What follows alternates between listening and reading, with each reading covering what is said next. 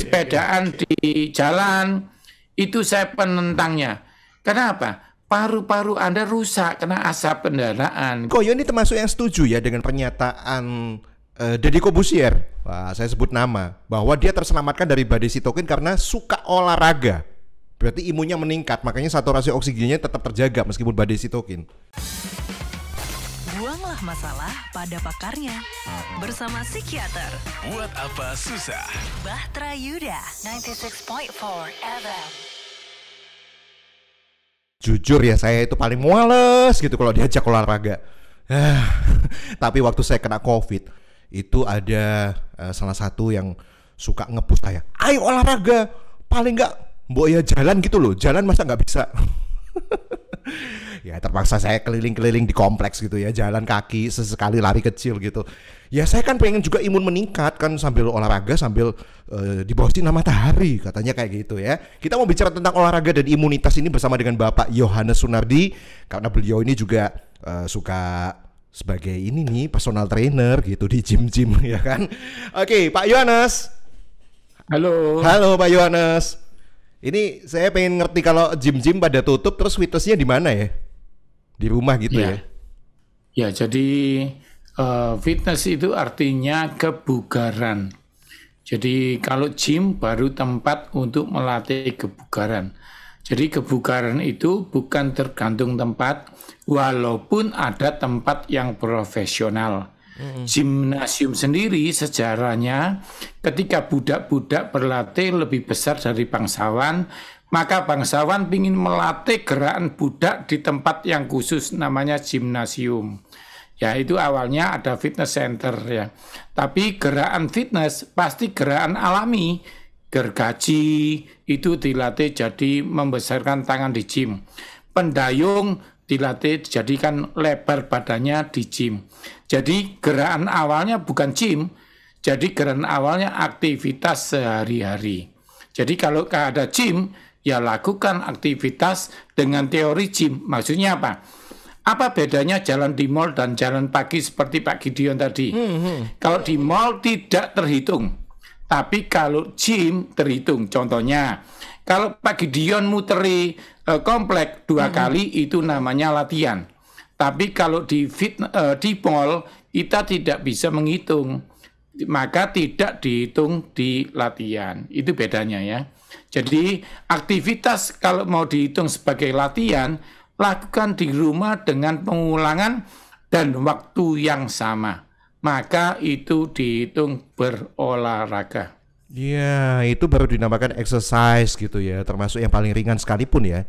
Jadi memang betul ya, Koyo, bahwa exercise, ya maksudnya gerak badan, itu ternyata juga ngefek ke imunitas gitu. Makanya beberapa yang kayak dikumpulin di rumah sakit haji di Surabaya, kalau di Surabaya ada Wisma Atlet, itu juga diajak olahraga gitu tiap pagi di bawah sinar matahari. Tapi ini betul ya seperti itu. Apakah itu ternyata ngefek ke imunitas?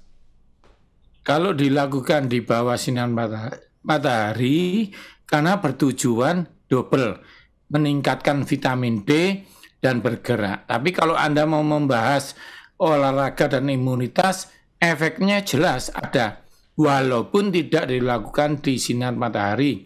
Ini saya jelaskan supaya Anda kalau ada waktu sore, jangan alasan, wah aku tidak olahraga karena tidak ada matahari. Bukan ya. Matahari menambah nilai plus vitamin D. Olahraga di bawah matahari dan tidak meningkatkan imunitas signifikan. Mengapa? Kita adalah manusia. Ciri-ciri makhluk hidup bergerak. Tanpa bergerak, maka ada yang tidak terjadi. Salah satunya limpa, organ kita menghasilkan imunitas ketika kita menggerakkan badan teratur. Jadi olahraga apakah meningkatkan imunitas? Ya, dan sangat signifikan. Saya kasih contoh ekstrim ya Pak Gideon. Kalau Anda sakit, tidur sampai bedtime-nya sebulan, Anda tahu yang Anda rasakan. Jalan aja nggak bisa loh. Mengapa? Iya, betul. Bukan aja imunitas, tulang sendi semua hancur. Jadi kita adalah makhluk hidup, ciri-cirinya bergerak. Ingat nggak? Iya. Anda pernah nggak olahraga capek tapi seger? Pernah nggak olahraga tapi badan sakit semua? Ya itu yang menentukan. Iya. Betul. Makanya puji Tuhan ya kalau kita ini masih belum stroke, terus diranjang, terus gitu, itu artinya kita manusia memang butuh bergerak gitu ya. Diusahakan juga lansia-lansia ini juga tetap melakukan gerakan-gerakan gitu, sepanjang masih bisa bergerak. Nah, efek langsungnya ke imunitas tuh kemana ya? Saya masih belum bisa menemukan relatednya. Kalau badan bergerak, terus kok imunitas naik gitu? Ya gampangannya kan imunitas naik tuh ya paling nggak membantu penyakit, kalau itu sakit cepat sembuh kan gitu ya, Koyo. Anda pernah dengar nggak orang kram? Kram adalah ketika darah tidak mengalir dengan jelas. Nah, sekarang saya jelaskan dulu ya imunitas itu apa. Kan Anda hanya dengar, nggak tahu bentuknya. Betul. Bentuknya itu darah. Jadi kalau Anda tidak bergerak, darahnya beku. Salah satunya disebut apa? Darah ada dua, darah merah dan darah putih. Jadi sel darah putih adalah imunitas fagosit untuk membunuh virus. Jadi ketika sel darah putih tidak digerakkan, maka sel darah putih tidak aktif.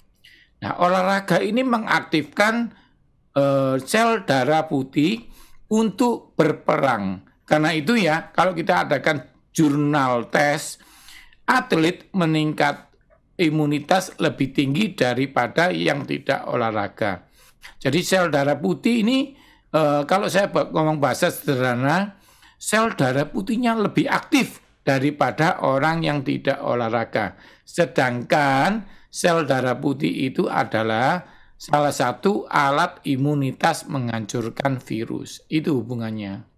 Nah, masalahnya orang kalau kena COVID itu kan jadi lemes kok. Jadi kan nggak bisa gerak gitu, males lah intinya kayak gitu.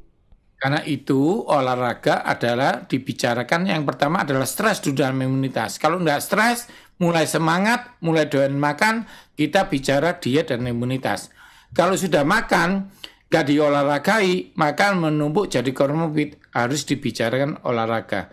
Olahraga ini adalah tindakan setelah suka makan. Suka makan adalah tindakan setelah nggak stres. Jadi nanti kapan-kapan teman-teman jangan nonton ini ya, tonton yang sebelumnya ya.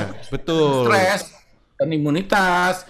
Nanti setelah itu ada edisi diet dan imunitas, baru nonton yang ini. Karena kalau enggak, Anda enggak akan mengalami olahraga kalau stresnya masih tinggi gitu ya. Ya mana bisa juga olahraga kalau makannya nggak masuk gara-gara stres gitu kan kok ya? Iya. Oke. Masa orang nggak makan suruh olahraga kan tambah lemes ya kan? Oke. Berarti Koyo ini termasuk yang setuju ya dengan pernyataan Deddy Corbuzier. Wah, saya sebut nama bahwa dia terselamatkan dari badai sitokin karena suka olahraga.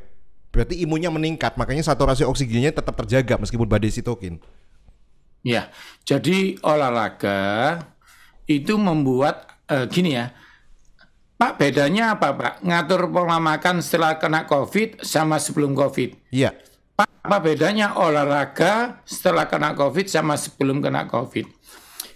Persiapan itu menentukan start yang baik, menentukan finish yang baik. Sorry ya, tapi saya tidak menghilangkan niat Anda untuk ngatur makan sekarang. Tapi teman-teman yang sudah mengatur sebelumnya, pola makan, olahraga, puji Tuhan Anda melakukan terbaik. Dan pertanyaannya apakah hubungannya kuat kena olahraga, kena COVID? Iya. Pertama, imunitas Anda sudah meningkat. Jadi waktu Anda kena virus, kerusakan-kerusakan itu tidak mempengaruhi alveoli di paru-paru. Jadi paru-paru Anda memiliki tabung namanya alveoli.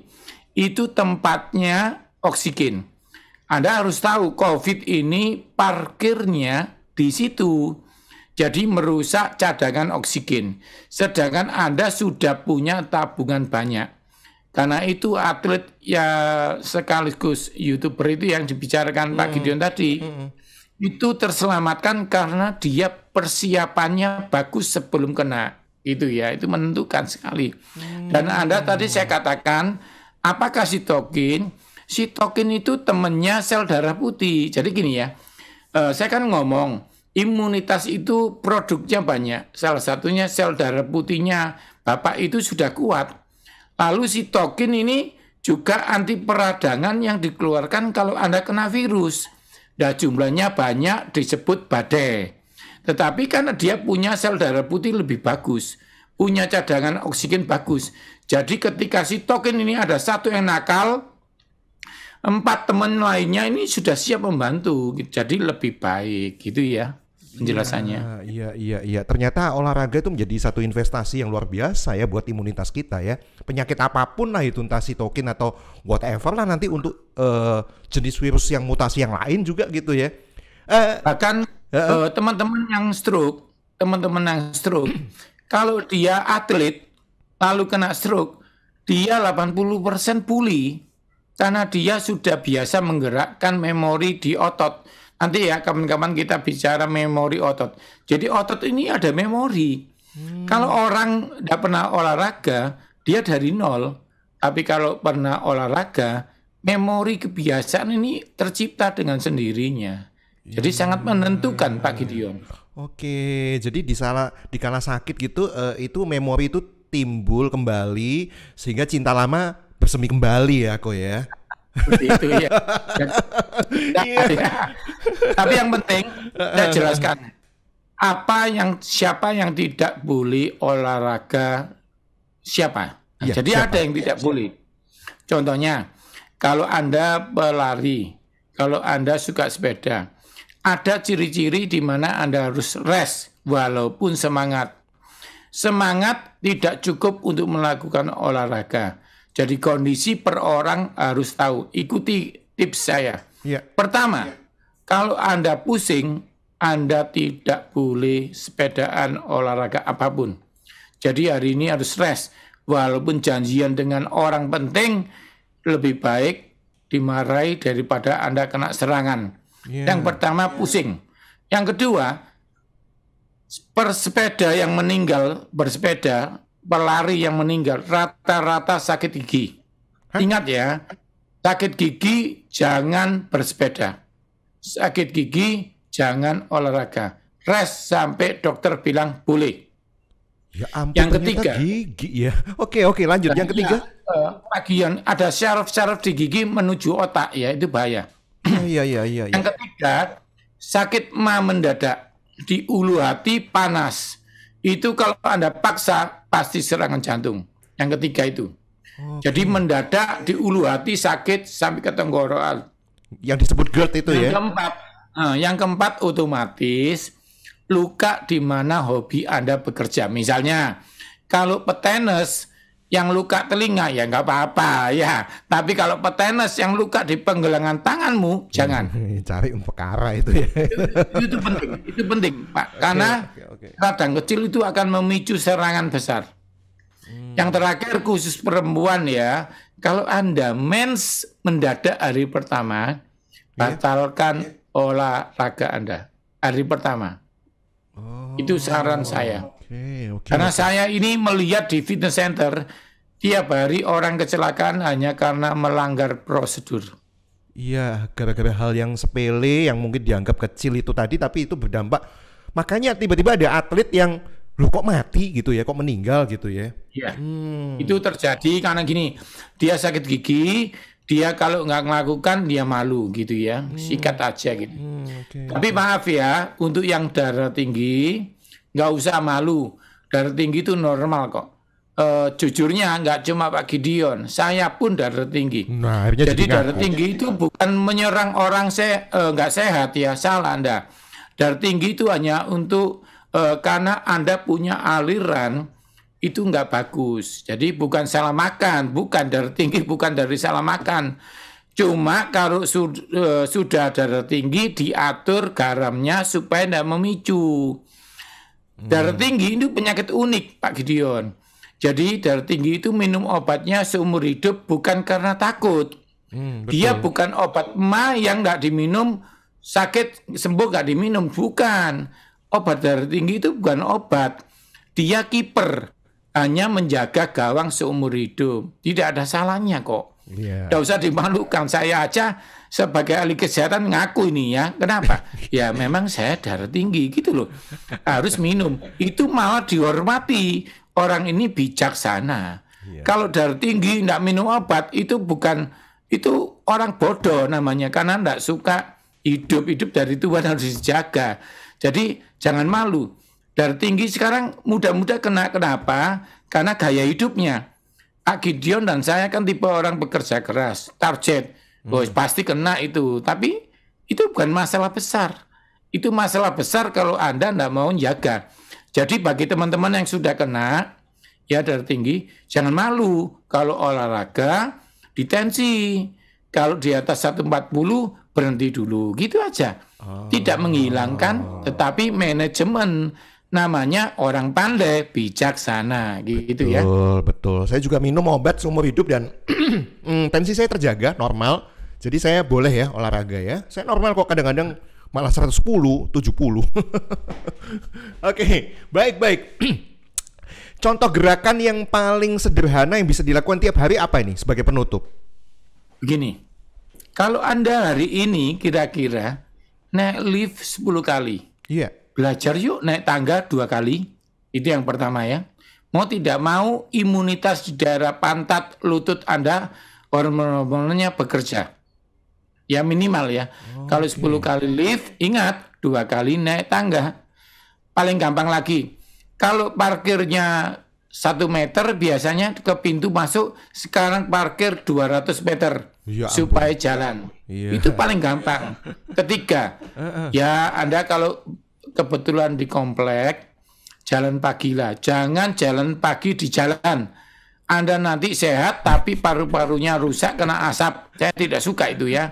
Sepedaan di jalan itu saya penentangnya. Kenapa? Paru-paru Anda rusak kena asap kendaraan gitu ya. Jadi kalau saya di apartemen, saya keliling apartemen gitu ya. Keempat, saya kasih contoh istri saya.